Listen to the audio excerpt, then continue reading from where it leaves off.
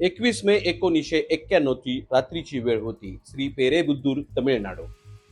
निवडणुकीची सभा जोरात चालली होती. लोकांचा जल्लोष घोषणाने परिसर दुमदून गेला होता. त्यातच अचानक एक जबरदस्त स्फोट झाला.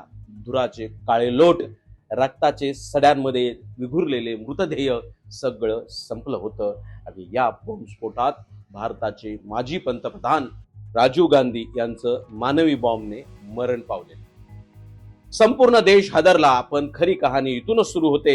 सरकारने फक्त 6 हुशार अधिकाऱ्यांची टीम तयार केली. कोणतीही आधुनिक यंत्रणा नसतानाही फक्त एक जळालेला कॅमेरा आणि काही दुर्सट फोटो. त्या फोटोत एक साधी दिसणारी मुलगी होती. कोणालाही तिच्यावरती संशय येणार नाही, पण तीच होती मानवी बॉम्ब. तपास जसजसा पुढे गेला तसतसा धक्कादायक सत्य बाहेर येत गेलं. या हत्येपाठीमाग LTTE या आंतरराष्ट्रीय दहशतवादी संघटनेचा मोठा कट होता. 6 अधिकाऱ्यांनी दिवस रात्र झपाटून काम केलं, परंतु यश मिळताना खूप अडचणींना सामोरे जावं लागलं. शेकडो लोकांच्या चौकशीसाठी त्यांना बोलवण्यात आलं. गुप्त कोड, डिकोड, शहरातील मागावे घ्यावे लागले.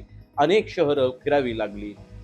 दिवस रात्र न बघता अहोरात्र कष्ट केले. काही संशयित गायब करण्यात आले. जे काही संशयित ज्यांचे व्यक्त केले ते गायब होत होते, तर काही पुरावे अचानक सापडत होते. संपूर्ण जगाची नजर या 6 जणांच्या वरती, या अधिकाऱ्यांवरती होती. जर ते आरोपी सापडले नाही तर हा कट कायमचा रहस्यमय होईल.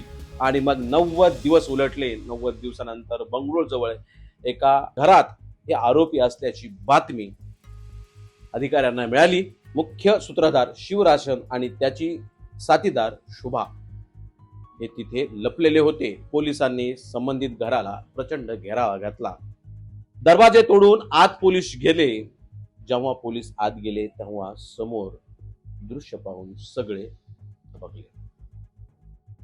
शिवरासन आणि शुभा सायनेट खाऊन आत्महत्या करून बसले होते. फक्त 90 दिवस, फक्त 6 हुशार अधिकाऱ्यांनी कोणत्याही मोठ्या तंत्रज्ञानाशिवाय भारताच्या इतिहासातील सर्वात मोठा राजकीय कट उघडला.